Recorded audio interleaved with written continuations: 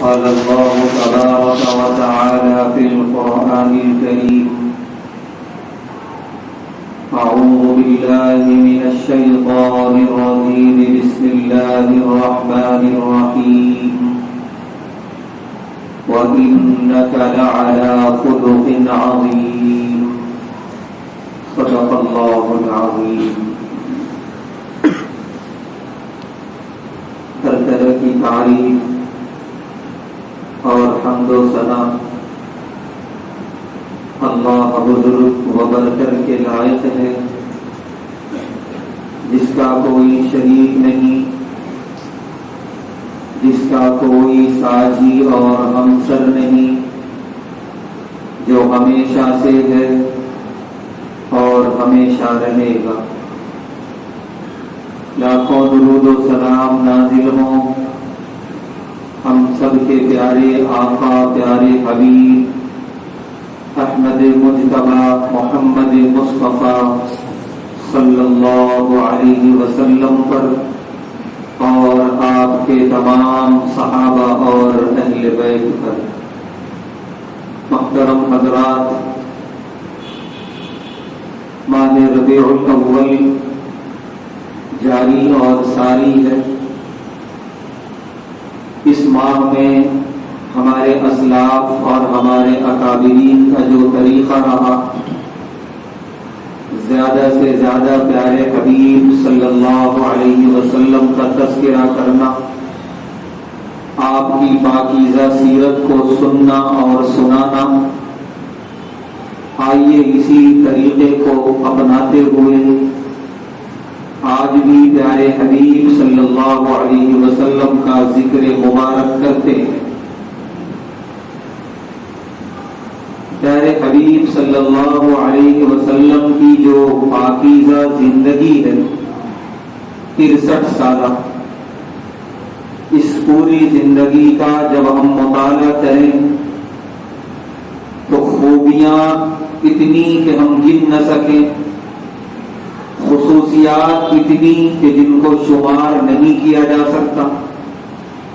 الغرض پیارے نبی صلی اللہ علیہ وسلم کی شخصیت ایک سمندر ہے کہ آپ کے اندر اللہ تبارک و تعالی نے وہ کمالات سمو دیے، جمع کر دیے کہ جو کسی ایک انسان کے اندر نہ کبھی ہو سکتے ہیں اور نہ کبھی ہوں گے۔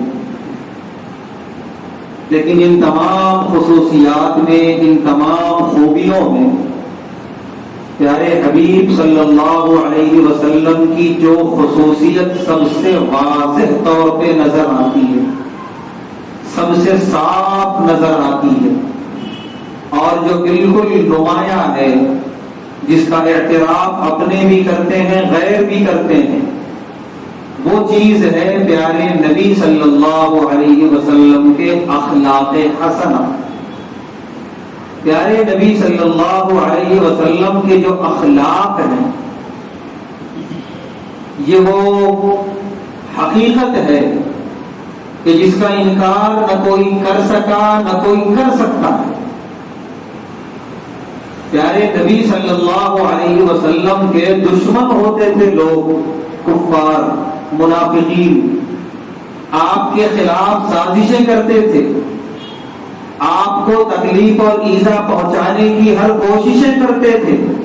یہ تمام تر بدماشیوں کے باوجود، شرارتوں کے باوجود ان کی زبان پہ یہ آ جاتا تھا کہ آپ سے بڑے صادق کوئی نہیں، آپ سے بڑے امین کوئی نہیں۔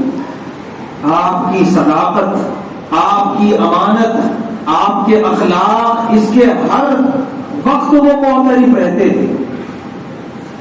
چنانچہ ابو سفیان جب ایمان نہیں لائے تھے، سفر کیا تھا انہوں نے ملک شام کا، بخاری شریف میں روایت ہے، اور اس وقت روم کا بادشاہ ہرقل وہ بھی ملک شام کے سفر پہ تھا۔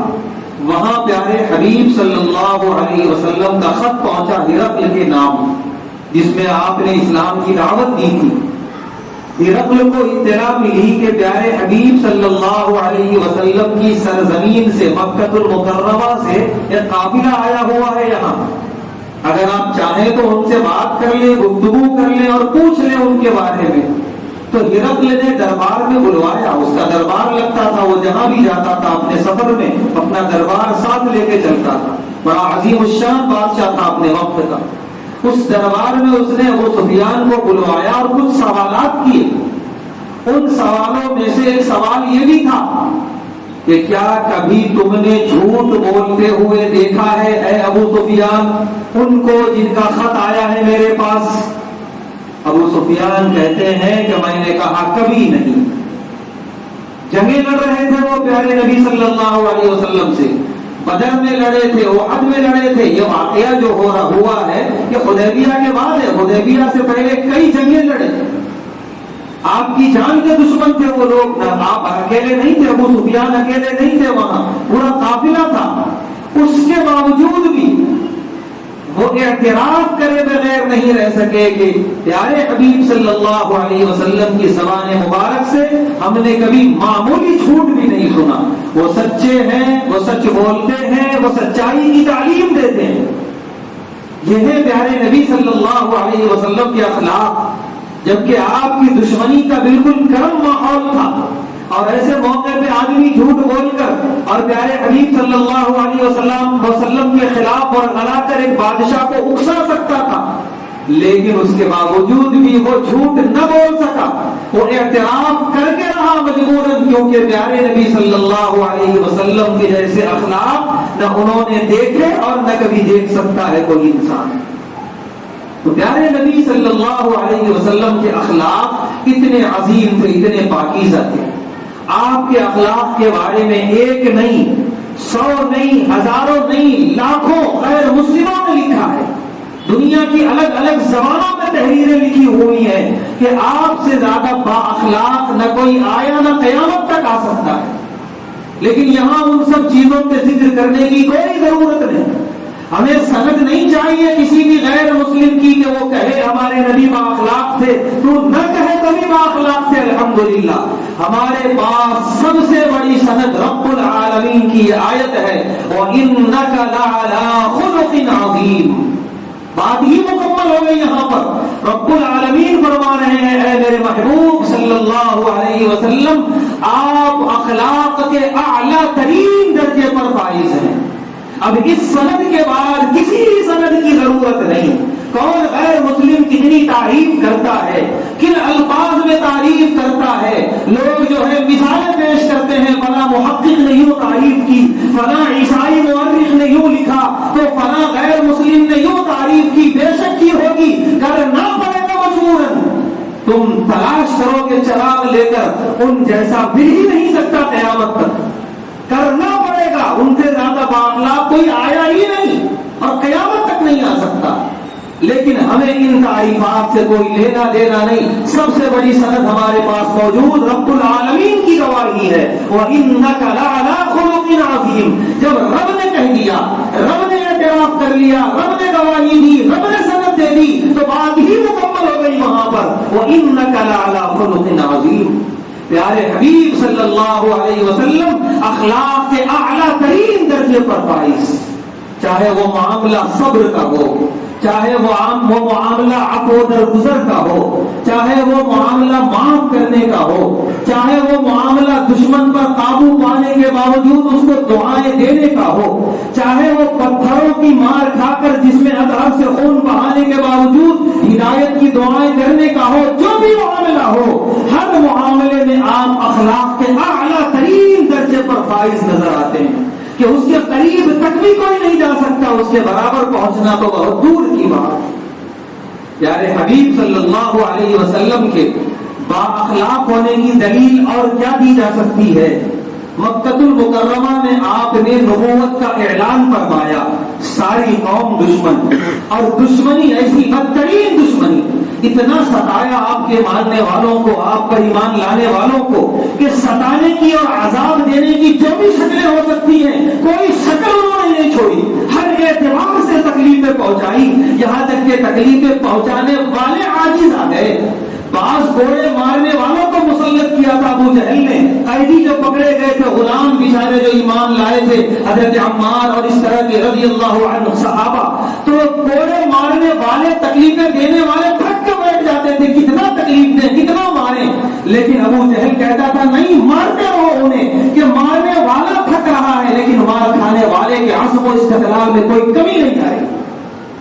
بلال رضی اللہ تعالیٰ عنہ، ان کی قمیص اتار دی جاتی تھی. عرب کی وہ سرزمین صحرائی، رتیلی اور گرم کہ آدمی یوں بھی ننگے پاؤں 2 قدم چلے تو چیخے مارے. ان کو لٹا دیا جاتا تھا پشت کے بل، پیٹھ کے بل، اور اس کے بعد ان کے سینے پہ، ان کے پیٹ پہ بڑا سا پتھر رکھ دیا جاتا تھا. ان کے پیر میں رسی باندھی جاتی تھی اور وہ رسی اوباش نوجوانوں کے ہاتھوں میں دے دیتا تھا ابو جہل اور کہتا تھا کھسیٹو اس ریت کے اوپر. بولنے میں کچھ نہیں ہوا، بولنے کو کہہ دیا گیا، سننے کو سن لیا گیا، لیکن کیا ہم اس کا ایک حصہ بھی کبھی تصور کر سکتے ہیں؟ کیا تکلیف تھی حضرت بلال رضی اللہ تعالیٰ عنہ کو اس موقع پر؟ صرف یہ کہا جاتا تھا کہ اے بلال اتنا کہہ دو کہ میں اپنے پرانے مذہب پر ہوں، اس نئے مذہب کو قبول نہیں کرتا. لیکن قربان جائیے اس لفظ پر جو حضرت بلال کہتے تھے، احد احد احد احد، وہ ایک ہے، وہ ایک ہے، وہ ایک ہے. اس مکے کے اس کونے سے اس کونے تک گھسیٹا جاتا، لیکن ان کے عصب و استحلال میں کوئی کمی نہیں آتی تھی. اتنا ستایا گیا آپ کے ماننے والوں کو، آپ پر ایمان لانے والوں کو اتنی دشمنی تھی. لیکن اس کے باوجود جب انہیں اپنی کوئی چیز امانت رکھوانی ہوتی تو کوئی ابو جہل کے پاس نہیں جاتا تھا، کوئی ولید بن مغیرہ، کوئی امیہ بن خلف کے پاس نہیں جاتا تھا. آتے تھے پیارے حبیب صلی اللہ علیہ وسلم کے پاس، کیونکہ انہیں معلوم تھا امانت یہی ہے، صداقت یہی ہے، ساری سچائیاں یہی ہیں، ساری خوبیاں یہی ہیں. ہم دشمنی کر رہے ہیں یہ الگ ذکر ہے ہماری، لیکن ساری خوبیوں کا مظہر اور مرکز اور موقع یہی ہے. امانتیں لا کے رکھوایا کرتے تھے. اس سے بڑی بات یہ ہے کہ پیارے حبیب صلی اللہ علیہ وسلم ان کی امانتیں قبول فرما لیا کرتے تھے امانت کے طور پہ رکھنے کے لیے. کوئی معمولی بات نہیں ہے. کون کرتا ہے ایسے اخلاق کا نمونہ؟ کون پیش کر سکتا ہے جو پیارے نبی صلی اللہ علیہ وسلم نے پیش کیا؟ تو اس سے بڑی دلیل اور کیا ہو سکتی ہے پیارے نبی صلی اللہ علیہ وسلم کے بااخلاق ہونے کی؟ اور جب آپ نے مکہ فتح کیا تو ان سارے ظالموں کو معاف کر دیا. اب وہ درگزر کا یہ اعلیٰ ترین معیار تھا. مدنی زندگی میں ایک مرتبہ صحابہ کرام ایک شخص کو پکڑ کر لائے. ان کا نام تھا، وہ بعد میں ایمان لے آئے، نام تھا حضرت ثمامہ رضی اللہ تعالی عنہ. لیکن جس وقت گرفتار ہو کر آئے وہ ایمان والے نہیں تھے، وہ ابھی کافر تھے اور مسلمانوں کے بدترین دشمن تھے.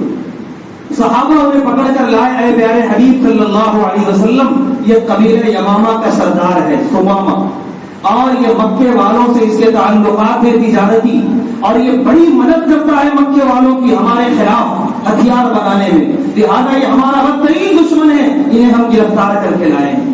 پیارے نبی صلی اللہ علیہ وسلم کے سامنے اس قیدی کو جو اپنے قبیلے کا سردار تھا پیش کیا گیا. پیارے نبی صلی اللہ علیہ وسلم نے صحابہ سے صرف اتنا پوچھا کہ کوئی تکلیف تو نہیں پہنچائی؟ صحابہ نے کہا کوئی تکلیف نہیں، گرفتار کیے ہیں، آپ کی خدمت میں پیش کیے. حضرت ثمامہ خود کہتے ہیں اور ان کے بارے میں کتاب میں لکھا ہے کہ وہ اپنی نگاہ نیچی کر کے بیٹھے ہوئے تھے، نگاہ اوپر نہیں کر رہے تھے. پیارے حبیب صلی اللہ علیہ وسلم نے فرمایا نظریں اٹھاؤ، تو بدترین دشمنی دل میں زہر بھرا ہوا تھا، اور پھر سردار کے قبیلے کے کبر اور تکبر بھی تھا. تو کہنے لگے کہ تم ایسے لوگ ہو مسلمان کہ جن کی طرف میں نگاہ اٹھا کے دیکھنا بھی گوارا نہیں کرتا، میں تم لوگوں کی طرف نہیں دیکھ سکتا. حضرت عمر رضی اللہ تعالیٰ کہتے ہیں جملہ سننے کے بعد میرا ہاتھ میری تلوار پر گیا، ایک اشارہ ملا صرف پیارے نبی صلی اللہ علیہ وسلم کا، اس کی گردن اڑا دو، یہ کیسی بدبختانہ بات کرتا ہے. پیارے حبیب صلی اللہ علیہ وسلم کا ہاتھ ادھر گزر، قوت برداشت ایسی بدبختانہ اور گستاخانہ بات سننے کے بعد بھی آپ نے خاموشی اختیار فرمائی.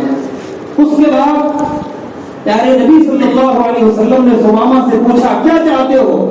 وہ نگاہ نیچے رکھے ہوئے کہہ رہے ہیں کہ اگر آج مجھے مار دیا گیا میرا پورا قبیلہ بدلہ لے گا آپ لوگوں سے، یاد رکھنا. تو لہٰذا مجھ پر ہاتھ اٹھانا تو سوچ سمجھ کر، اور اگر مجھے چھوڑنا چاہتے ہیں آپ لوگ جو مانگے وہ دیا جائے گا. یہ جملہ ہے اس کا، منہ مانگی چیز دی جائے گی، چونکہ بہت دولت مند قبیلہ تھا، وہ مکے والوں کی مدد کرتا تھا وہ قبیلہ. پیارے حبیب صلی اللہ علیہ وسلم مسکرائے اور خاموشی اختیار فرمائی. آپ نے صحابہ سے فرمایا اسی حال پر رہنے دو، اسے کوئی گزند نہ پہنچاؤ. 24 گھنٹے اسی حال میں گزرے. مسجد نبوی کے ستون کے پاس انہیں رکھا گیا تھا.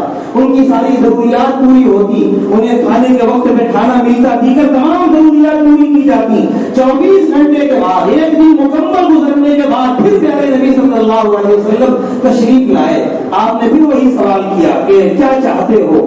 وہ پھر ثمامہ نے یہی کہا کہ اگر مجھے مار دیا گیا تو پھر بہت بدترین بدلہ لیا جائے گا آپ لوگوں سے, ہمارا قبیلہ چھوڑے گا نہیں, لیکن اگر آپ چاہتے ہیں کوئی چیز مجھے چھوڑنے کے عوض میں تو جو چاہے وہ دے دی جائے گی, آپ صرف زبان کھولیں. پیارے نبی صلی اللہ علیہ وسلم نے پھر خاموشی اختیار فرمائی.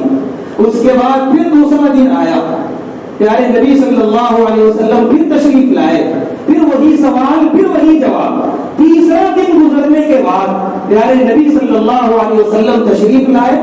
صحابہ تھے جس میں حضرت عمر بن خطاب رضی اللہ تعالیٰ عنہ بھی تھے. آپ نے فرمایا انہیں آزاد کر دو. حضرت عمر رضی اللہ تعالیٰ عنہ فرما رہے ہیں آزاد کر دیا جائے, اتنے بدترین دشمن کو. پیارے نبی صلی اللہ علیہ وسلم نے فرمایا آزاد کر دو, چھوڑ دو.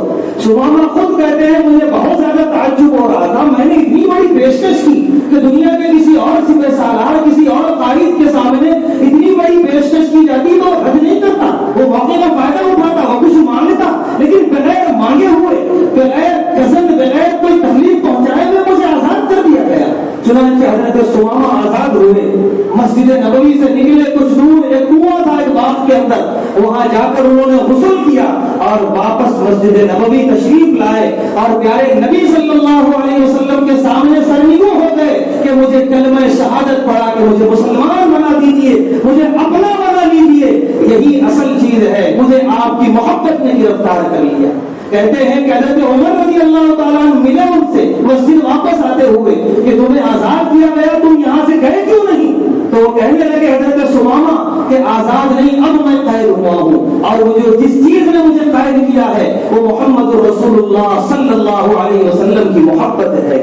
3 دن حضرت ثمامہ نے پیارے نبی صلی اللہ علیہ وسلم سے گفتگو کی. 3 دن آپ کا آنا جانا, اٹھنا بیٹھنا دیکھا.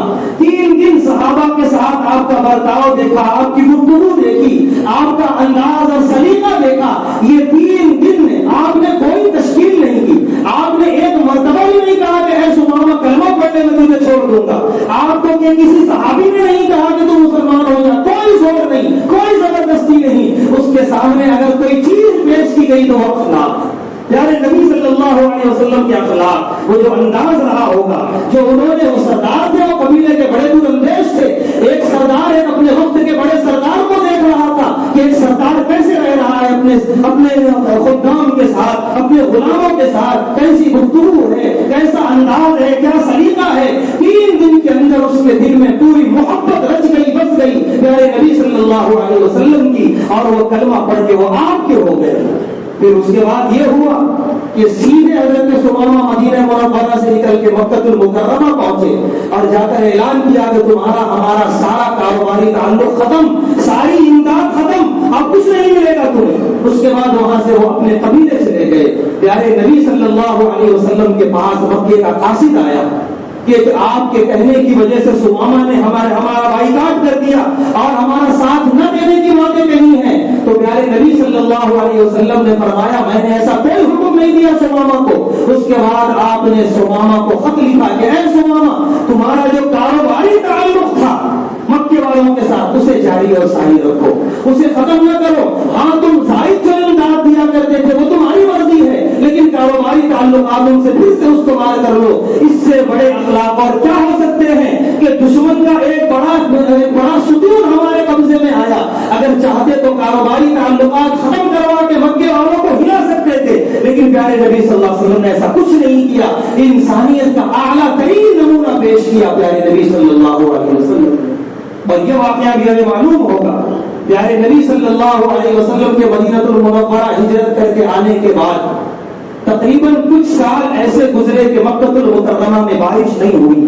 صحابہ کہتے ہیں ہم اسے اس نظر سے دیکھتے تھے کہ ان لوگوں نے پیارے حبیب صلی اللہ علیہ وسلم کو وہاں سے نکلنے پہ مجبور کیا. اس کے عذاب میں اللہ نے وہاں قحط نازل کیا, وہاں کے رہنے والوں پر شدید قحط. اس قحط کے عالم میں جیسی جیسی وہ اپنے خداؤں کے سامنے منتیں مانگ سکتے تھے, جیسی جیسی پوجا کر سکتے تھے, وہ سب کر کے دیکھ لیے, لیکن بارش کا نام و نشان نہیں، اور بڑے ایک عذاب میں مبتلا تھی پوری قوم مکے کی۔ ابو سفیان اپنے ساتھ کچھ نوجوانوں کو لے کر ایک قافلہ بنا کر مکہ المکرمہ سے پہنچے ہیں مدینہ المنورہ۔ پیارے نبی صلی اللہ علیہ وسلم کی خدمت میں اور عرض کیا کہ مکہ المکرمہ جو آپ کا شہر ہے، اب یہ انداز بات کرنے کا، ورنہ وہی نکلنے کا مجبور کیا تھا ان لوگوں نے آپ کو، لیکن اب بات کرنے کا انداز یہ ہے چونکہ مفاد اب اپنا ہے کہ آپ کا شہر ہے، آپ کے نسب کے اور آپ کے رشتہ دار کے لوگ وہاں موجود ہیں، آپ کا خون وہاں کے لوگوں کے رگوں میں دوڑ رہا ہے، وہ بھوکے ہیں، وہ پیاسے ہیں، ان میں بچے ہیں، ان میں عورتیں ہیں، ان میں ضعیف ہیں، کوئی مردار کھا رہا ہے، کوئی جانوروں کے چمڑے بھون کے کھانے میں مجبور ہے۔ ایک عجیب کیفیت بیان کی اور وہ بالکل سچی بات تھی، مکہ اس طرح کی کشمکش میں مبتلا تھا۔ صحابہ وہیں بیٹھے ہیں، یہ تو ایک موقع تھا، اتنا تو کہہ سکتا تھا کوئی دوسرا ہوتا کہ ہمیں تو تم نے بھگایا تھا، اب ہمارے پاس کیوں آئے ہو؟ ہمیں تو تم نے وہاں سے نکلنے کا مجبور کیا تھا، کیوں آئے ہو؟ اتنا ہماری دعا پر اور اتنا ہمارے اوپر اگر یقین ہے تو ہمیں وہاں سے نکلنے کا مجبور کیوں کیا؟ کوئی جملہ نہیں پیارے نبی صلی اللہ علیہ وسلم کی زبان مبارک پہ، بلکہ ایک عجیب کیفیت بن گئی آپ کی کہ وہاں اتنے لوگ پریشان ہیں۔ یہ ہے درد، یہ ہے درد انسانیت کا۔ وہ مجھ پر ایمان لائے یا نہیں لائے اس سے کوئی لینا دینا نہیں، وہ میری امتی ہے یا نہیں اس سے کوئی لینا دینا نہیں، وہ انسان ہے، وہ بچے ہیں، وہ ضعیف ہیں، وہ عورتیں ہیں، وہ بھوک سے تڑپ رہے ہیں، بلک رہے ہیں۔ پیارے نبی صلی اللہ علیہ وسلم کا چہرہ انور بدل گیا، آپ نے فوراً اپنا ہاتھ بلند کیا اور اللہ کے بارگاہ میں دعا فرما دی کہ اے اللہ خوب سیراب کیجیے مکے والوں کو، خوب بارش برسائیے۔ صلاۃ و سلام ہو پیارے نبی صلی اللہ علیہ وسلم کی اس دعا پر۔ آپ کس کے لیے دعا کر رہے ہیں، کس موقع پر کر رہے ہیں؟ رب کعبہ کی قسم کوئی ایسی مثال لا کے بتا دے پوری دنیا انسانیت کے اندر، چاہے کوئی نبی مل جائے تو بتا دو لا کر، کوئی رسول مل جائے تو بتا دو لا کر، کوئی قائد مل جائے ایسا تو لا کر بتا دو، کوئی نہیں مل سکتا۔ پیارے نبی صلی اللہ علیہ وسلم نے دعا فرمائی، کتابوں میں لکھا ہے ابو سفیان اور ان کا قافلہ جب مکہ واپس گیا، اتنی بارش ان کے گھوڑوں کے گھٹنوں تک پانی لگا ہوا تھا مکے کی گلیوں میں۔ کیوں نہ کہیں ہم کہ آپ رحمت للعالمین ہیں، کیوں نہ کہیں ہم کہ آپ کی رحمت سے پورے عالم کو سجایا گیا۔ ان کی رحمت ہے بے حد و بے انتہا، ان کی شفقت ہے تخیل سے بھی ماورا، جو بھی عالم جہاں میں بنایا گیا ان کی رحمت سے اس کو سجایا گیا۔ کتنی مثالیں ہیں پیارے نبی صلی اللہ علیہ وسلم کی دعاؤں کی، آپ کی رحمت کی، آپ کے چاہے وہ طائف کی گلیاں ہو، چاہے وہ احد کا میدان ہو اور آپ کے جسم اطہر سے خون رواں ہو، لیکن زبان مبارک پہ یہی ہے اللہم اہد قومی، اے اللہ میری قوم کو ہدایت دے دیجیے، اے اللہ میری قوم کو ہدایت دے دیجیے۔ یہ اخلاق پیارے نبی صلی اللہ علیہ وسلم کے۔ ام المومنین حضرت عائشہ رضی اللہ تعالی عنہا فرماتی ہیں پوری زندگی پیارے نبی صلی اللہ علیہ وسلم نے کبھی کسی کھانے کے اندر عیب نہیں نکالا۔ یہ پیارے نبی صلی اللہ علیہ وسلم کے اخلاق تھے۔ پیارے نبی صلی اللہ علیہ وسلم جب بھی کسی سے مصافحہ کرتے تھے تو سامنے والا جب تک اپنا ہاتھ خود واپس نہ لے لے آپ اپنے ہاتھوں کو واپس نہیں کھینچتے تھے۔ یہ پیارے نبی صلی اللہ علیہ وسلم کے اخلاق تھے۔ آپ کو تحفے میں کوئی معمولی سا بھی ہدیہ پیش کیا جاتا تو آپ اس طرح اسے قبول کرتے تھے کہ جیسے کتنی قیمتی شے آپ کی خدمت میں لا کے رکھ دی گئی ہو۔ آپ لوگوں کا دل جیتتے تھے۔ آپ کی ملاقات کا یہ عالم تھا ایسا خندہ پیشانی سے اور یوں لبوں پہ مسکراہٹ سجا کے آپ ملتے تھے۔ صحابہ فرماتے ہیں جو پہلی مرتبہ ملتا ایسا لگتا کہ جیسے میں بار بار مل چکا ہوں، کوئی اجنبیت کا احساس نہیں، کوئی نئےپن کا احساس نہیں۔ آپ کی ملاقات کا یہ انداز تھا۔ پیارے نبی صلی اللہ علیہ وسلم کے پاس اخلاق کا یہ نمونہ تھا۔ کوئی غلام، کوئی معاشرے کا بہت کمتر تک ادنا آدمی بھی جس کو معاشرے میں بالکل مسترد کر دیا گیا ہو، وہ بھی چلتی راہ اگر آپ سے ملنا چاہے پیارے نبی صلی اللہ علیہ وسلم اپنی سواری روکتے تھے، سواری سے اترتے تھے، اس سے ملاقات کرتے تھے، اس کی بات سنتے تھے، پھر اس کے بعد اپنی سواری کو آگے بڑھاتے تھے۔ یہ اخلاق کا اعلیٰ ترین نمونہ پیارے نبی صلی اللہ علیہ وسلم کا رہا ہے۔ اور پیارے نبی صلی اللہ علیہ وسلم کی زندگی اتنی سادہ کہ پیارے نبی صلی اللہ علیہ وسلم کا جو بستر مبارک تھا وہ کھجور کی چھالوں کا بنا ہوا تھا۔ ام المومنین حضرت ام سلمہ رضی اللہ تعالی عنہا فرماتی ہیں کہ ایک مرتبہ میں نے اسے ڈبل کر دیا کہ تھوڑا سا نرم ہو جائے گا اور آپ کو ذرا آرام ملے گا. تو پیارے نبی صلی اللہ علیہ وسلم نے دوسری صبح فرمایا کہ میرا بستر جیسا تھا ویسا ہی کر دو, اسی طرح بچھا رہنے دو, مجھے دنیا کا عیش و آرام نہیں چاہیے. پیارے نبی صلی اللہ علیہ وسلم کی زندگی, آپ کی پاکیزہ سیرت ایک سمندر ہے. یہ کیا بیان کیا جا سکتا ہے اور کون بیان کر سکتا ہے کما حقہ. سچ بات تو یہ ہے کہ پیارے نبی صلی اللہ علیہ وسلم کے اخلاق ایک سمندر ہیں. لیکن یہاں پر ایک بات کہہ کر اپنی بات ختم کرتا ہوں کہ کیا صرف آپ کے اخلاق اسی لیے ہیں کہ بیان کر دیا جائے اور سن لیا جائے اس کے بعد بات ختم ہو جائے؟ ہرگز نہیں. آپ نے جہاں اخلاق کا نمونہ پیش کیا ہے وہیں صحابہ نے ان اخلاق کو اپنایا ہے, ہاتھوں ہاتھ لیا ہے, اور اسی اخلاق کے ذریعے پوری دنیا میں اسلام پھیلا ہے. ہم پوری تاریخ اسلام کی اٹھا کر پڑھ لیں, جو جہاد ہوا ہے, جو جنگیں ہوئی ہیں, یہ بادشاہوں سے ہوئی ہیں, بادشاہوں کی فوجوں سے ہوئی ہیں. باقی ملکوں کا ملک جو اسلام قبول کیا ہے یہ تلواروں کی وجہ سے نہیں, یہ جنگوں کی وجہ سے نہیں, یہ صرف اخلاق کی وجہ سے. چنانچہ کتابوں میں لکھا ہے کہ عرب کے لیے سب سے انجانی قوم یورپ کی قوم تھی. یورپ جو اسپین تھا اس وقت, بعد میں یورپ بہت بڑا, اسپین کی جو سرزمین ہے یورپ کی سرزمین کہلاتی تھی اس وقت, وہاں جب پہنچے ہیں عرب, صحابہ بھی نہیں, صحابہ کے بعد کے لوگ, تابعین اور تبع تابعین کے لوگ, جب ان کے اخلاق دیکھے اسپین کے عیسائیوں نے, جو کہ عیسائی قوم بڑی متاثر قوم ہوتی ہے, لیکن ایسے شدید متاثر ہوئے وہ لوگ کہ عرب سے آئے ہوئے مسلمان جیسا لباس پہنتے تھے وہ اسپین کے لوگ اپنا لباس ترک کر کے مسلمانوں کا لباس پہننے لگے. اتنے اچھے لگے مسلمانوں نے, جیسا مسلمان عربی بولتے تھے وہ اپنی اسپینش زبان چھوڑ کر عربی بول چال سیکھنے لگے اور عربی بولنے اور لکھنے لگے. کوئی اپنی زبان نہیں چھوڑتا, لیکن کسی قوم سے اتنا زیادہ متاثر ہو گئے وہ لوگ, اور وہ قوم کون سی تھی؟ مسلمان قوم. کیسے انہوں نے متاثر کیا؟ نبی علیہ الصلوۃ والسلام کا اخلاق پیش کر کے, اپنی زندگی میں وہ نمونہ پیش کر کے, جس کی وجہ سے پوری کی پوری قوم کی کایا بدل گئی, کایا پلٹ گئی. ایک نہیں, ایسے ہزاروں واقعات ہیں کہ مسلمانوں کے اخلاق کو دیکھ کر پوری کی پوری قوم نے کلمہ پڑھا. حد تو یہ ہے, کتابوں میں لکھا ہے, ایک مسلم چرواہا بکریاں چرانے جاتا تھا جنگل کے اندر, صبح سے شام تک وہاں جتنے چرواہے ملتے اس کی گفتگو, اس کا اٹھنا بیٹھنا, جانوروں کے ساتھ اس کا برتاؤ دیکھ کر کلمہ پڑھ لیتے تھے. اور وہ چرواہے جب اپنے اپنے قبیلوں میں جاتے تو وہاں کلمہ پڑھایا کرتے تھے. یعنی ایک معمولی چرواہا بھی ان اخلاق کا نمونہ پیش کر کے سامنے والے کو مسلمان بنا دیا کرتا تھا. کیا بڑی بات تھی جو آج ہم بھی اخلاق پیش کر